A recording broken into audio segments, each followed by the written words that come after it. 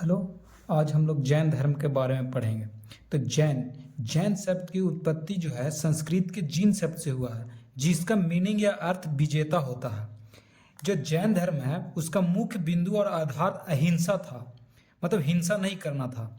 इसके संस्थापक और पहले तीर्थंकर ऋषभ देव हुए, जिनका प्रतीक चिन्ह बैल था। इनके तीर्थंकर जैन धर्म में 24 हैं, जिसमें 23वें तीर्थंकर पारसनाथ का था।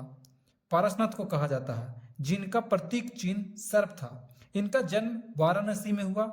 इनके पिता राजा अश्वसेन थे। यह इनका जो वंश था यह इक्ष्वाकु वंश के थे। पारसनाथ का ज्ञान की प्राप्ति जो हुई वो झारखंड के समेत शिखर पर हुआ, जो आगे चलकर पारसनाथ का नाम से जाने लगा। ये चतुरायन धर्म का मतलब धर्म का ज्ञान दिए।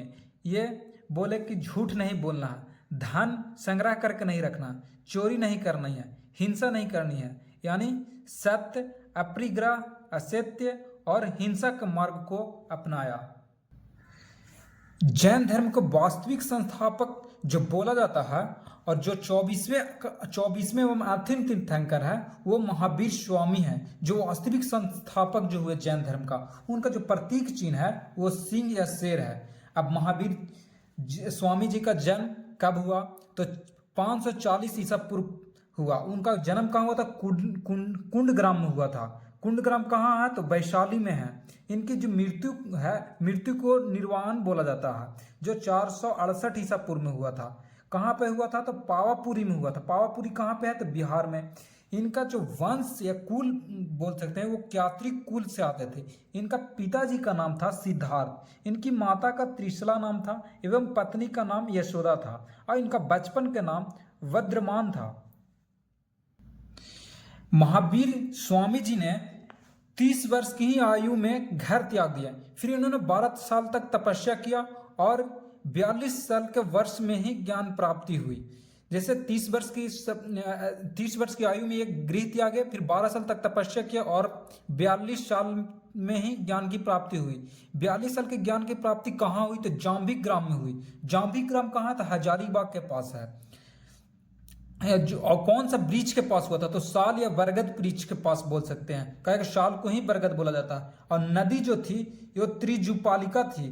त्रिजुपालिका नदी के तट पर हुई थी। ये उनका पहला जो उपदेश था वो राजगीर के बितुला लाचक पहाड़ी पर दिए थे। और अंतिम उपदेश पावापुरी है जो बिहार में है, वहां पर अंतिम उपदेश दिए। 21 भाषा में उपदेश दिए थे। तो ये प्राकृतिक और अर्धमगही भाषा में उपदेश दिए थे। इतने चतुरों ने धर्म में ही ब्रह्मचार्य शब्द को जोड़ा। जैन धर्म महावीर स्वामी ने त्रिरत्न दिए: सम्यक ज्ञान, सम्यक आचरण, सम्यक दर्शन। महावीर ने ईश्वर को अस्तित्व को नहीं माना, जबकि पुनर्जन्म को माना। इसने 2 संगीतियां हुई जैन धर्म में। जैन धर्म में पहली संगीति पाटलिपुत्रा में हुई, जो कि बिहार में है, जो अभी पटना के नाम से जाना जाता है। यह चंद्रगुप्त मौर्य के समय हुआ था, जो 300 ईसा पूर्व या 322 ईसा पूर्व बोलते हैं उस समय। अध्यक्ष जो थे पहली संगीति का वो स्थूल बहु थे। भद्र बहु ने 12 अंग पुस्तक की रचना की थी। इस समय यह 2 भाग में बट गया जैन धर्म, एक श्वेतांबर, दूसरा दिगंबर। और दूसरी संगीति थी वो वल्लभी के गुजरात में हुई। उस समय के जो शासक थे वो कुमारगुप्त थे। ये 512 ईस्वी में हुआ। इनका अध्यक्ष थे जो द्विवादी क्षमा श्रमण थे, और ये 12 पंक्ति की यहाँ पर रचना हुई। जैन धर्म को जो जैन साहित्य जो बोला जाता है जैन धर्म में, वो जैन साहित्य को आगम बोला जाता है। और महावीर का उपदेश और संकलन जो एक जगह एकत्रित करके रखा गया, उसे 14 पूर्व पुस्तक में है। ये प्रमुख पुस्तक जो है जैन धर्म का वो कल्प सूत्र है, जो भद्र बहु ने लिखा था।